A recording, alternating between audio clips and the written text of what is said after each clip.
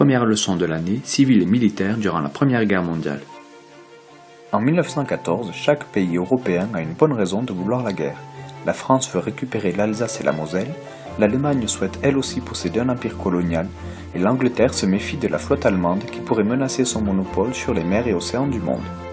Deux camps politiques se sont formés, la Triple Entente avec notamment la France, le Royaume-Uni et la Russie, la Triple Alliance avec notamment l'Allemagne, l'Empire austro-hongrois et l'Empire ottoman. Le 28 juin 1914, dans la ville de Sarajevo, l'archiduc François-Ferdinand, héritier de l'Empire austro-hongrois, est assassiné. Cet événement va enclencher le système des alliances, la Première Guerre mondiale commence. La Première Guerre mondiale est traditionnellement découpée par les historiens en 3 phases.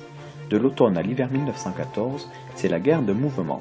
Persuadés que les combats seraient courts, les états-majors se lancent dans de grandes offensives terriblement meurtrières.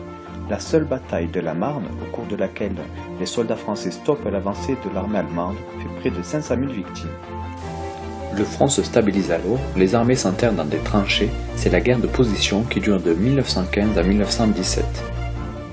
Les soldats connaissent des conditions de vie particulièrement difficiles et meurent en masse sous les obus, les gaz ou encore la baïonnette. Ils souffrent de la faim, de la soif, du froid ou encore de la boue. Durant leurs heures d'attente, les soldats partaient à la chasse aux poux ou encore à la chasse aux rats. En 1917, l'entrée en guerre des États-Unis aux côtés de la France et de l'Angleterre marque un véritable tournant. La guerre de mouvement reprend en 1918 à l'avantage des membres de l'Entente, dotés d'armes nouvelles comme les chars d'assaut. Épuisés, l'Allemagne et l'Empire austro-hongrois demandent l'armistice, signé à Rotonde le 11 novembre 1918. Les populations civiles connaissent eux aussi un quotidien difficile. Durant la Première Guerre mondiale, l'arrière est mobilisé pour soutenir l'effort de guerre. Les femmes doivent remplacer les hommes au champ comme à l'usine, où elles fabriquent notamment des centaines de milliers d'obus, pouvant travailler plus de 10 heures par jour. Les privations sont nombreuses et les civils habitant dans les zones occupées doivent faire face à des pressions, poussant des milliers d'entre eux sur les chemins de l'exil, comme ici des Belges partant se réfugier en France.